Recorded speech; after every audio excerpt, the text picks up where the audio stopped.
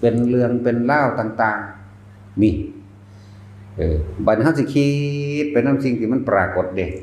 เห็นบ่ล่ะหลายๆคนสิเป็นจังซั่นแหละที่แรกบางคนก็หลงไปนำเลยเข้าใจว่าจริงไปเลยเป็นจริงเป็นจังนำหาไปเลยอันนั้นอยู่หันอันนี้อยู่นี่นำไปเลยเด้นั่นเลยเอิ้นว่าทรงจิตออกนอกเห็นเทพเทวดาอินทร์พรหมเห็นสวรรค์เห็นนรกเห็นผีเห็นเปรตเห็นภูมิเทวดาลุกะเทวดาเห็นบังบดบังเบ็ดพญาโนกพญาหยังไปแม่นบ่ล่ะนั่นแหละถ้าเฮาเข้าใจว่าเห็นก็สักแต่ว่าเห็นซื่อๆโดยบ่ได้คิดได้นึกในสิ่งที่เห็นนี่แต่เฮาเอาความรู้สึกนี่อยู่หม้องเดียวโลดอย่าเอาความคิดออกไปปรุงแต่งกับสิ่งที่เห็น